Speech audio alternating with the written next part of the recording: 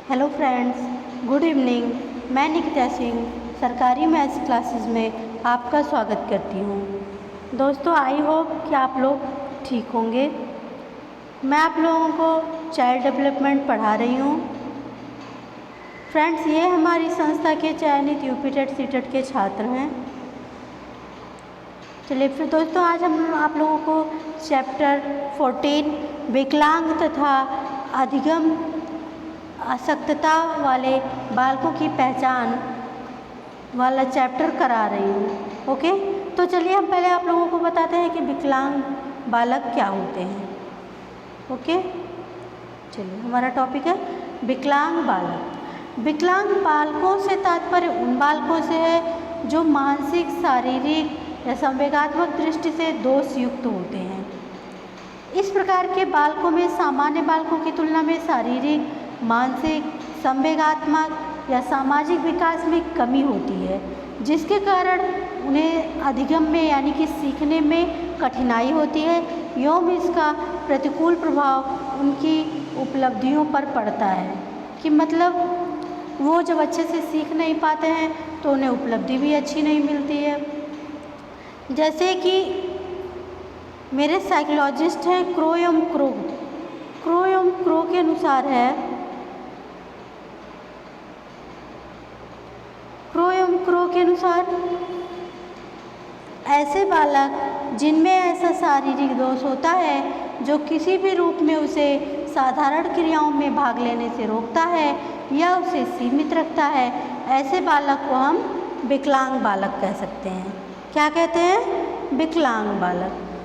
Friends, अगर आप note down कर रहे हैं तो नोट डाउन कर लीजिए, और नहीं तो अगर सुन रहे हैं तो ध्यान से सुनते चलिए। मैं आप लोगों को एक दो साइकोलॉजिस्ट और हैं, मैं उनके बारे में बोल रही हूँ, आप लोग लिख रहे हो तो लिख लीजिए। डीजी फोर्स के अनुसार जब शारीरिक दोषों के कारण उत्पन्न कठिनाइयों से बालक को सामाजिक स्वीकृति प्राप्त नहीं होती है, तब उससे उत्पन्न मनोवैज्ञानिक दोषों में भी वृद्धि होती है। ओके, और ये है हमारे एडलर महोदय। एडलर के अनुसार एक बालक जो शारीरिक दोषों से ग्रस्त है उसमें हीनता की भावना उत्पन्न हो जाती है। इस प्रकार की भावना से बालक को थोड़ी सी संतुष्टि और प्रसन्नता मिलती है। वो इसकी क्षतिपूर्ति, प्रतिष्ठा, श्रेष्ठता या प्रसिद्धि प्राप्त करके करना चाहता है। इन सब से उसको संतुष्टि प्राप्त होती है जो उसके शारीरिक दोषों के कारण है। ओके, तो फ्रेंड्स, हमारी ये क्लास मंडे टू फ्राइडे चलती है, सैटरडे संडे ऑफ रहता है, और मेरी क्लास शाम को 6 बजे चलती है। और इसी चैनल पे ईवीएस की क्लास, मैथ की क्लास, ईवीएस की क्लास 9 बजे से चलती है और मैथ की क्लास 10 बजे से चलती है। आप देखिए, आपको देख के आपको बहुत अच्छा लगेगा। ओके, अगर आप इस बार क्वालिफाई होना चाहते हैं तो हमारे सरकारी मैथ्स क्लासेस चैनल को ज़रूर देखिएगा, और जो छात्र नए हैं वो चैनल को सब्सक्राइब, लाइक एंड शेयर ज़रूर कर दें। ओके, चलिए हम आपको बताते हैं शारीरिक रूप से विकलांग बालक। क्या बताएंगे? शारीरिक रूप से विकलांग बालक। ओके, तो शारीरिक रूप से विकलांग बालकों के अधिगम एवं शिक्षा के क्षेत्र में पिछड़ेपन का कारण शारीरिक विकलांगता भी हो सकती है। शिक्षा की दृष्टि से शारीरिक विकलांग बालक वे बालक हैं जिनके शरीर का कोई अंग अथवा ज्ञानेंद्रिय मतलब आँख, कान, नाक, मुँह जो भी है इतनी असामान्य होती है कि उसके कारण उन्हें शिक्षा प्राप्त करने एवं समायोजन करने में विशेष कठिनाई होती है। उदाहरण के अनुसार जैसे दृष्टि बाधित मतलब कि जो देख नहीं सकते, श्रवण बाधित जो सुन नहीं सकते, मुँह या हकलाने वाले मतलब गूंगे या हकलाने वाले बालक इसके अंतर्गत आते हैं। किसके अंतर्गत आते हैं? शारीरिक रूप से विकलांग बालक के अंतर्गत आते हैं। ओके, बालक की शारीरिक विकलांगता के अनुरूप शिक्षा की व्यवस्था की जाती है। शारीरिक रूप से विकलांग बालकों को निम्नलिखित श्रेणियों में विभाजित किया जाता है। पहला है दृष्टि दोषों से युक्त बालक, श्रवण दोषों से युक्त बालक, मांसपेशियों एवं अस्थि दोषों से युक्त बालक और वाक दोषों से युक्त बालक। ओके, चलिए हमारा नेक्स्ट टॉपिक है शारीरिक रूप से विकलांग बालकों की पहचान। क्या है? शारीरिक रूप से विकलांग बालकों की पहचान। तो पहला पॉइंट है हमारा अंग संचालन में दोषयुक्त छात्र। पहला हेडिंग डाल लीजिए, अंग संचालन में दोषयुक्त छात्र। तो अंग संचालन के दोषों का संबंध मांसपेशियों और शरीर के जोड़ों से है, जो अंगों अथवा हाथ पैरों को प्रभावित करते हैं। इस प्रकार की विषमताओं वाले छात्रों को शिक्षण की उन गतिविधियों में जिनमें शारीरिक क्रियाओं की आवश्यकता पड़ती है, सीखने में कठिनाई होती है। मतलब जैसे हमारे मांसपेशियों और शरीर के जोड़ों में कोई विकार हो, कोई दोष हो, तो वो हमारे शारीरिक क्रिया की जो आवश्यकता पड़ती है वो सीखने में कठिनाई होती है। आई बात समझ में? इस प्रकार के दोष सामान्यतः छात्रों की गर्दन, हाथ, उंगलियों, कमर, पैर आदि में हो सकते हैं। इस प्रकार के शारीरिक विकारों से युक्त छात्रों को सामान्यतः बैठने, खड़े होने, चलने आदि में कठिनाई होती है। इस प्रकार के छात्र अंग विकृत के कारण प्रायः लिखने में कठिनाई अनुभव करते हैं। क्या करते हैं फ्रेंड्स? लिखने में कठिनाई अनुभव करते हैं। ओके, तो चलिए हमारा नेक्स्ट टॉपिक है, नेक्स्ट पॉइंट है दृष्टि दोषयुक्त छात्र। क्या है? दृष्टि दोषयुक्त छात्र। तो आइए हम आपको इसके बारे में बताते हैं कि दृष्टि दोष युक्त छात्र क्या होते हैं, कैसे होते हैं। ओके, तो चलिए हमारा पहला पॉइंट है दृष्टि दोष युक्त छात्रों को भी समावेशी शिक्षा के अंतर्गत सभी सामान्य बच्चों के साथ लिया जा सकता है। ओके, दृष्टि दोष मुक्त छात्र सामान्य पाठ्यपुस्तक पढ़ने में अक्षम होते हैं। मतलब उन्हें जब कुछ थोड़ा बहुत दिखाई नहीं देता है, ओके, इनके लिए ब्रेल लिपि में लिखी पुस्तकों की व्यवस्था की जानी चाहिए। दृष्टि दोष युक्त छात्रों की भी कई श्रेणी होती है। कुछ छात्र ऐसे होते हैं जिनमें सामान्य दृष्टि दोष होता है, जिसके कारण वे पुस्तकों को झुककर पढ़ते हैं एवं अपनी आँखों को बार बार मलते हैं। आँखों में भेंगेपन के कारण भी कुछ छात्रों को पढ़ने लिखने में कठिनाई हो सकती है। दृष्टि दोष युक्त छात्रों के स्वास्थ्य का समय समय पर परीक्षण किया जाना चाहिए। मतलब समय समय पर उनको अपनी आँखों को टेस्ट कराना चाहिए, अपने चश्मे के नंबर को चेंज कराना चाहिए। ओके, चलिए हमारा नेक्स्ट टॉपिक है, नेक्स्ट हेडिंग है मतलब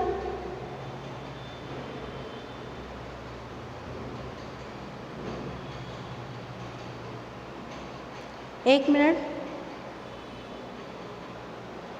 ये है जिन्होंने PDF बनाया है उन्होंने सीरीज़ को उल्टी सीधी लगा दी है। ओके, तो हमारा ये है तीसरा पॉइंट, श्रवण दोष युक्त छात्र। ओके, तो चलिए हमारा पहला पॉइंट है शैक्षिक संप्रेषण और सीखने में सुनने की क्रिया की महत्वपूर्ण भूमिका होती है, जो विद्यार्थी की श्रवण संबंधी समस्याएं उसके अधिगम की क्षमता को प्रभावित करती है। मतलब कि जो हमारे सीखने में सुनने की क्रिया जो है वो महत्वपूर्ण होती है। जब हम किसी चीज़ को ध्यान से सुनेंगे तभी तो हम उसको समझ पाएंगे, उसको लिख पाएंगे, उसको पढ़ पाएंगे। ओके, तो जो विद्यार्थी की श्रवण संबंधी समस्याएं होती हैं उनको अधिगम में मतलब सीखने में की क्षमता को प्रभावित करता है।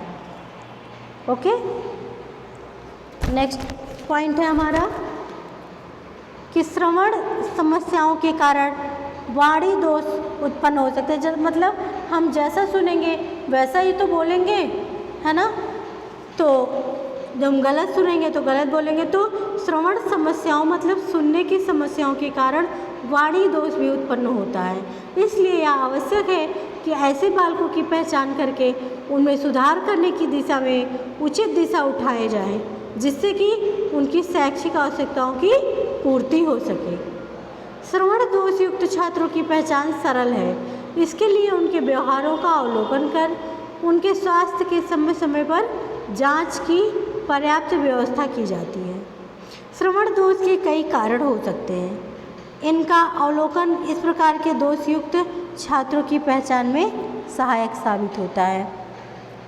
तो चलिए हम आपको बताते हैं कि क्या क्या इनके दोष होते हैं। जैसे कान की बनावट में दोष, कानों का अक्सर बहते रहना, कानों में बहुधा दर्द की शिकायत, कानों को बहुधा खुजलाते रहना, अच्छी तरह से सुनने के लिए सिर को एक तरफ से दूसरी ओर घुमाना, अध्यापक से प्रायः निर्देशों और प्रश्नों को दोहराने के लिए निवेदन करना, श्रुति लेख में बहुत अधिक त्रुटियां करना, सुनते समय अध्यापक के चेहरे को बहुत अधिक ध्यान से देखना, बोलते समय वाणी में कठिनाई का परिलक्षित होना। ओके, तो चलिए हमारा नेक्स्ट हेडिंग है मानसिक रूप से विकलांग बालकों की पहचान। क्या है? मानसिक रूप से विकलांग बालकों की पहचान। तो आइए हम आपको बताते हैं कि मानसिक रूप से विकलांग बालक कैसे होते हैं। तो मानसिक रूप से विकलांग बालकों की पहचान, उनकी बुद्धि लब्धि बहुत कम होती है और वे पढ़ाई में बहुत अधिक कमज़ोर होते हैं। पहला पॉइंट है शैक्षिक उपलब्धियों का स्तर निम्न होता है। मतलब सीखने मतलब पढ़ने की उपलब्धियों का स्तर निम्न होता है।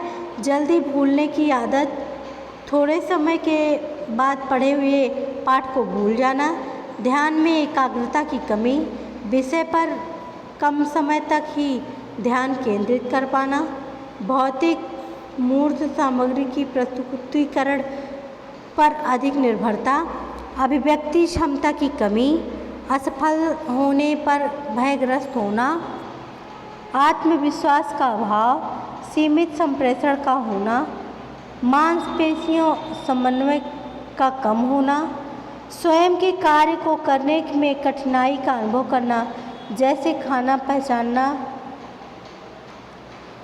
पहनना, नहाना आदि को लेकर स्वयं की उचित देखभाल ना कर सकना। ओके, आई होप कि आपके समझ में आ रहा होगा। हमारा नेक्स्ट हेडिंग है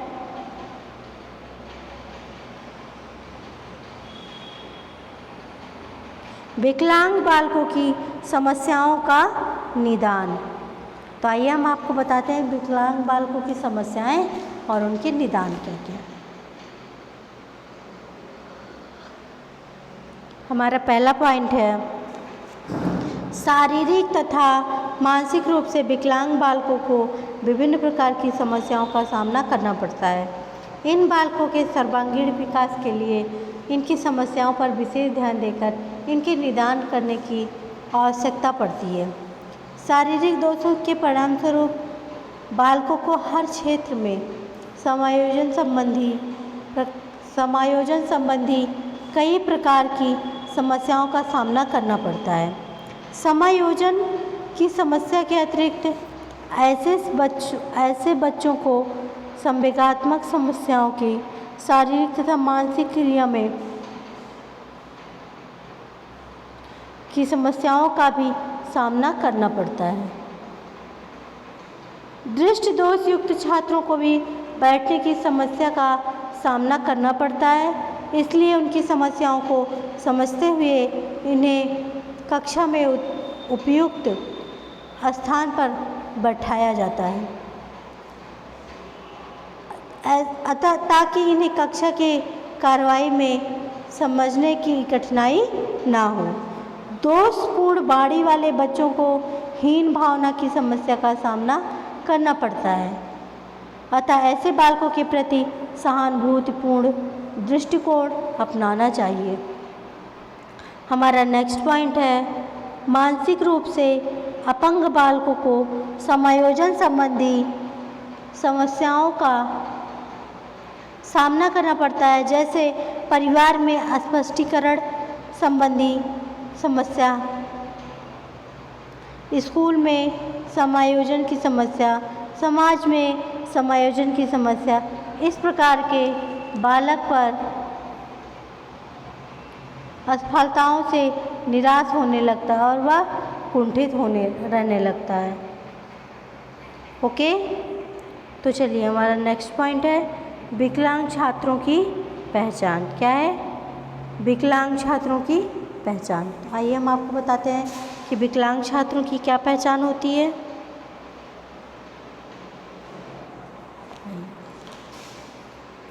पहला पॉइंट है हमारा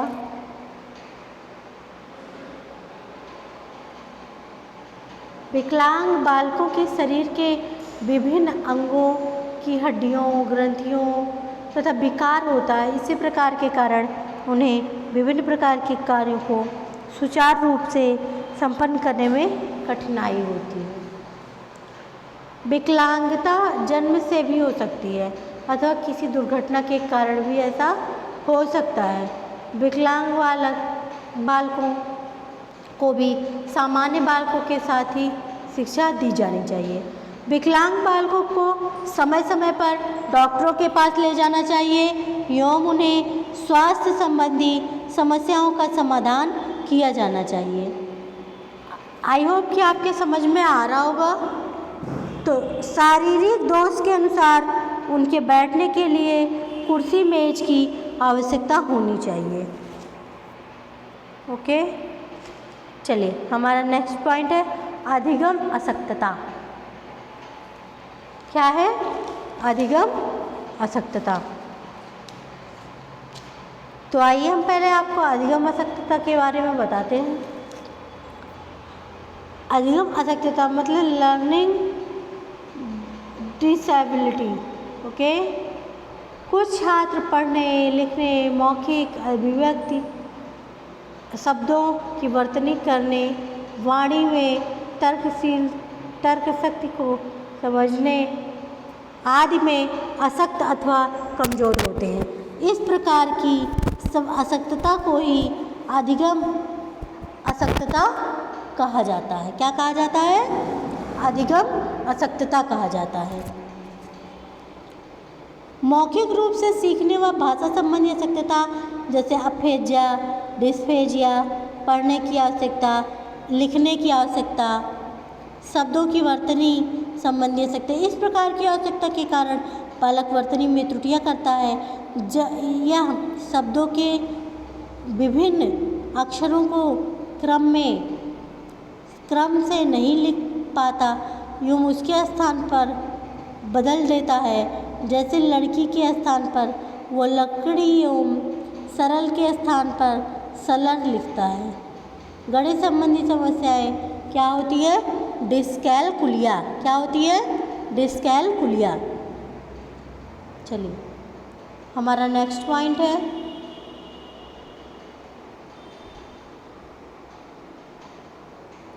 अधिगम अशक्तता के प्रकार। क्या है? अधिगम अशक्तता के प्रकार। तो पहला प्रकार है हमारा अफेजिया। क्या है? अफेजिया। भाषा एवं संप्रेषण। दोस्तों जिसको लिखना है वो ध्यान से जिसको क्या है इसको सभी लोग लिख लीजिए, क्योंकि इसमें जो मैं पढ़ाने चल रही हूँ कुछ प्रमुख अधिगम अशक्तता, इन अशक्तता से करीब 5 से 6 क्वेश्चन आपको मिल जाएंगे, इसलिए ध्यान से लिखिएगा और समझिएगा। अफेजिया वह होती है जैसे भाषा एवं संप्रेषण अधिगम अशक्तता को अफेजिया कहा जाता है। इससे पीड़ित छात्र मौखिक रूप से सीखने व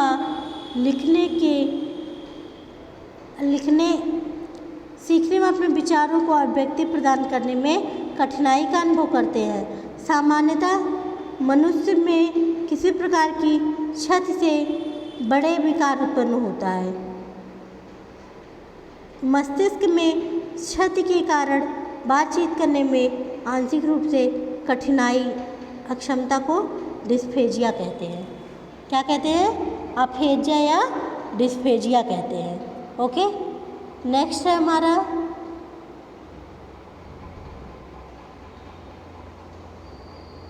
अलेक्सिया।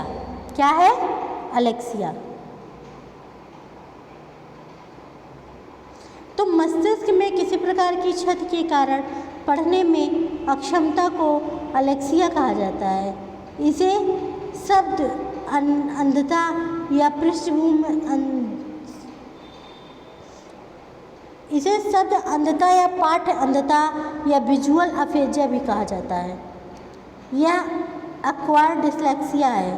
अप्रेक्सिया के कारण अफेजिया एवं सिफारिश जैसी अधिगम अशक्तता होना भी संभव है, किंतु प्रत्येक स्थिति में आवश्यक नहीं है।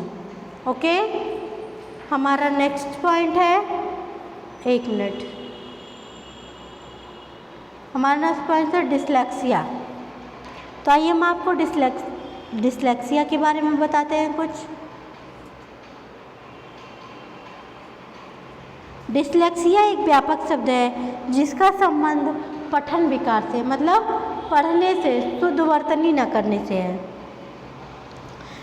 इस अधिगम अशक्तता में बालकों को पढ़ने में कठिनाई होती है क्योंकि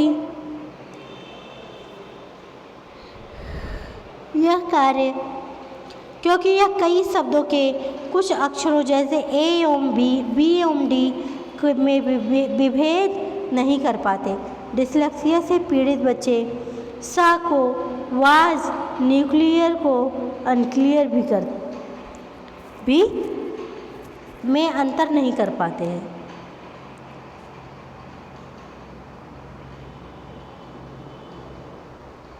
नेक्स्ट पॉइंट है हमारा अप्रेक्सिया। क्या है? अप्रेक्सिया। तो आइए हम आपको अप्रेक्सिया के बारे में बताते हैं कि अप्रेक्सिया एक ऐसा शारीरिक विकार है जिसके कारण व्यक्ति मांसपेशियों एवं संचालन के संबद्ध सूक्ष्म गतिक कौशल जैसे लिखने, चलने, टहलने, ढोलने में निपुण नहीं हो पाता। अतः यह मस्तिष्क के सेरेब्रम में क्षति के कारण होता है। अप्रेक्सिया का ही एक प्रकार डिस्प्रैक्सिया है जिसमें व्यक्ति घनिष्ठ है भ्रांति के कारण सूक्ष्म गतिक कौशलों में निपुण नहीं हो पाता। वह हाथ एवं आँखों के बीच समन्वय एवं संतुलन स्थापित नहीं कर पाता। डिस्प्रैक्सिया तालिका तंत्र संबंधी विकार जिसे सेंसरी इंटीग्रेशन डिसऑर्डर कहा जाता है। ओके, नेक्स्ट हमारा डिस्ग्राफिया। ये क्या होता है? डिस्लेक्सिया तो हमारे पठन विकार है, लेकिन डिस्ग्राफिया क्या है? डिस्ग्राफिया हमारा लिखने संबंधी अशक्तता है। मतलब डिस्ग्राफिया लिखने संबंधी अशक्तता को कहा जाता है। इसमें या तो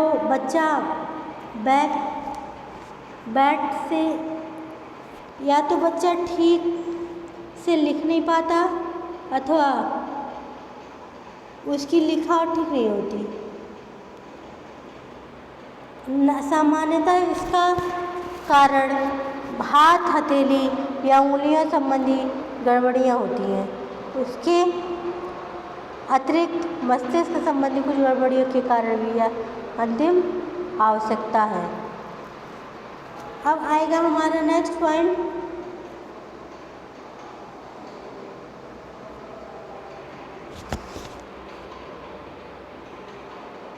डिस्कैल्कुलिया। एक मिनट,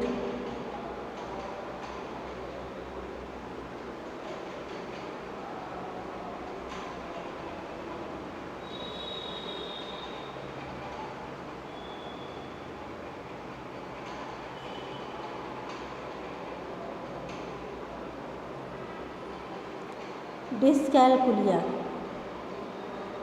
आइए हम पहले आप लोगों को बताते हैं। एक मिनट, हाँ, थोड़ा सा यहाँ उसने PDF बनाते समय थोड़ा सा इधर उधर कर दिया था। तो हमारा क्या है, डिस्कैलकुलिया। तो यह ऐसी अधिगम अशक्तता है जिसमें बच्चे गणित को समझने में कठिनाई का अनुभव करते हैं। इसे न्यूमलेक्सिया भी कहा जाता है। डिस्कैलकुलिया कई प्रकार के होते हैं। Graphical dyscalculia, lexical dyscalculia, verbal dyscalculia, practognostic dyscalculia आदि हैं। ओके, जो कि गणित को समझने में कठिनाई अनुभव करते हैं। ओके, फिर है हमारा नेक्स्ट डिस्थीमिया। डिस्थीमिया गंभीर तनाव की अवस्था को कहा जाता है। इस मनोविकार का प्रतिकूल प्रभाव बालक के अधिगम पर पड़ता है। डिस्थीमिया की अवस्था में व्यक्ति की मन स्थिति हमेशा निम्न रहती है। डिस्मॉर्फिया, नेक्स्ट क्या है, डिस्मॉर्फिया। डिस्मॉर्फिया एक ऐसा मनोविकार है जिसमें व्यक्ति को यह भ्रम हो जाता है कि उसके शरीर के कुछ अंग बहुत छोटे या अपूर्ण है। वह अपने शरीर के विभिन्न अंगों की तुलना में दूसरे लोगों से करने लगा। इसका प्रतिकूल प्रभाव उसके अधिगम पर पड़ता है। ओके, चलिए हम आपको बताते हैं। नेक्स्ट हमारा है अधिगम अशक्तता वाले छात्र। क्या है, अधिगम अशक्तता वाले छात्र। तो अधिगम अशक्तता वाले छात्र की पहचान अत्यंत सरल है। छात्र उचित प्रकार की से पढ़ तो पाता है किंतु मौखिक अभिव्यक्ति में वह कठिनाई का अनुभव करता है। ओके, कुछ छात्र वर्तनी में त्रुटियां करते हैं। वे शब्दों की त्रुटियों से कि सही क्रम में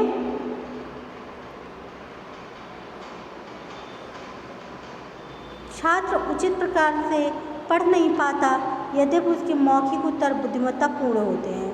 छात्र उचित प्रकार से पढ़ पाता है लेकिन मौखिक उत्तर बुद्धिमत्ता पूर्ण होते हैं। ओके, कुछ छात्र वर्तनी में त्रुटियां करते हैं।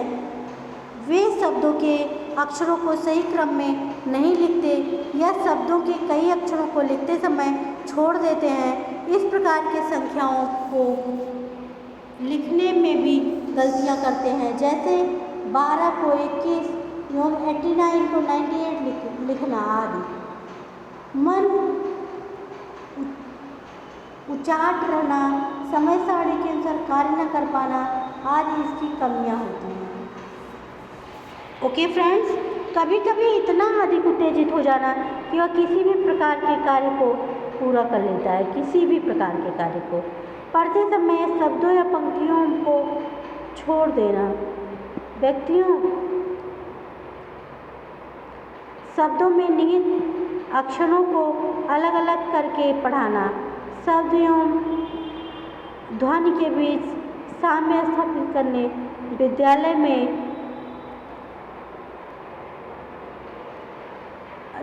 कठिनाई अनुभव करना। शब्द एवं ध्वनि के बीच साम्य स्थापित करने में कठिनाई, शब्दों के उच्चारण में कठिनाई। चलिए हमारा नेक्स्ट टॉपिक है अधिगम अशक्तता वाले बालकों की शिक्षा। क्या है, अधिगम अशक्तता वाले बालकों की शिक्षा। तो चलिए हम आपको बताते हैं इन बालकों के परिवार के वातावरण को सुधार कर उनके प्रति सकारात्मक व्यवहार अपनाने के लिए सभी को प्रेरित करने के लिए आवश्यकता होती है। क्या होती है, आवश्यकता होती है। इनके सुधार के लिए विद्यालय के वातावरण एवं शिक्षकों को इनके प्रति उदाहरण व्यवहार भी सुधारा जाना चाहिए। इन बालकों का उपचार मनोवैज्ञानिक विधियों द्वारा किया जा सकता है। आई बात समझ में?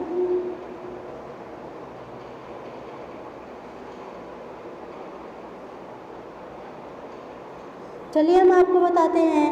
नेक्स्ट टॉपिक है हमारा संपूर्ण एवं अर्ध अंध बालकों की शिक्षा।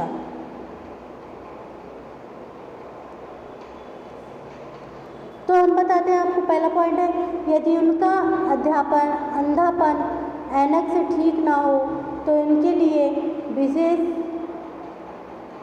विशेष ऐनकों का प्रबंध किया जाना चाहिए। यदि इसके बाद भी इस समस्या का समाधान ना हो तो इसका तात्पर्य है कि बालक पूर्ण रूप से अंधता का शिकार है।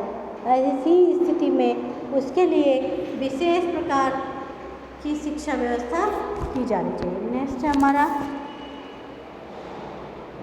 पूर्ण से बहरे और अपूर्ण, पूर्ण रूप से बहरे और अपूर्ण बहरे बालकों की शिक्षा। बहरे छात्रों के लिए विशेष प्रकार के स्कूलों की व्यवस्था की जानी चाहिए। इन स्कूलों में विशेष प्रावधान शिक्षण दिया जाता है। कम बहरे छात्रों के लिए अलग स्कूल की व्यवस्था का अनिवार्य है। इन्हें अपने अध्यापकों की सहायता से अध्यापकों के ओटों को चलते हुए देखकर संवाद का अनुमान करने में शिक्षित किया जा सकता है, जिसके बाद उन्हें सामान्य बच्चों के साथ ही शिक्षा दिया जाता है। नेक्स्ट है हमारा हकलाने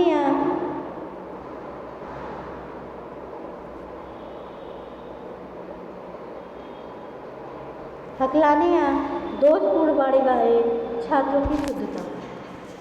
दोषपूर्ण बाड़ी वाले में हकलाना, सतलाना, बहुत धीरे धीरे बोलना या बहुत छोटी आवाज़ में बोलना या बिल्कुल ही ना बोलना इत्यादि दोष शामिल हैं।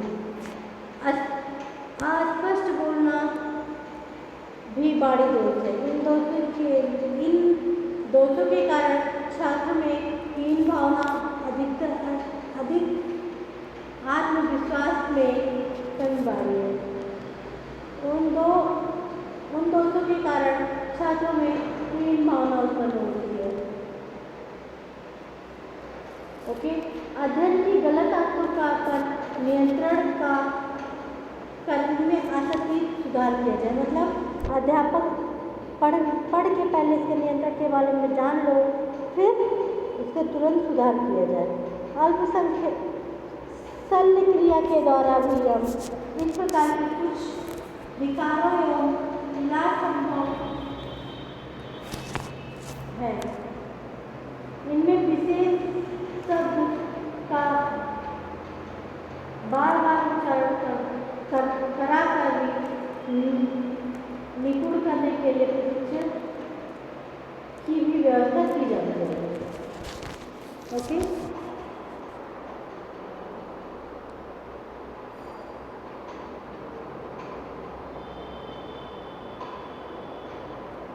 नेक्स्ट टॉपिक है हमारा एंड लास्ट टॉपिक है मानसिक रूप से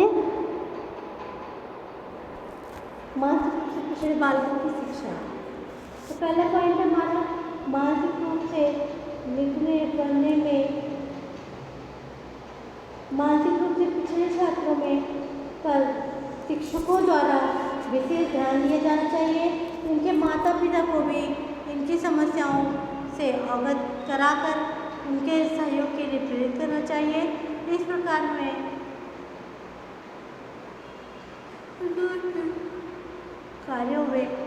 इस प्रकार के कार्यों बालकों के लिए विशेष शिक्षा व्यवस्था भी की जानी चाहिए। Okay,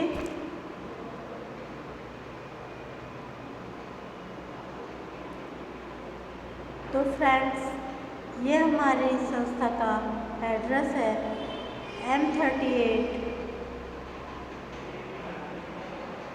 M block near Domino's Ghaziabad. Okay, ये हमारी संस्था का फ़ोन नंबर है 9910386775। ओके,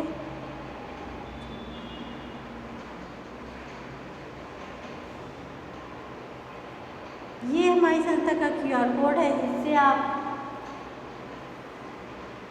इसकी फ़ोटो ले लीजिए, जिससे आपको मेरे कोचिंग का कुछ भी पता करना हो, PDF लेना हो या फिर मतलब कुछ भी आपको लेना हो, कुछ भी जानकारी लेनी हो तो आप इन पर व्हाट्सएप कर सकते हैं। इसका फ़ोन नंबर है 9450403017। Okay friend, thanks for watching. धन्यवाद।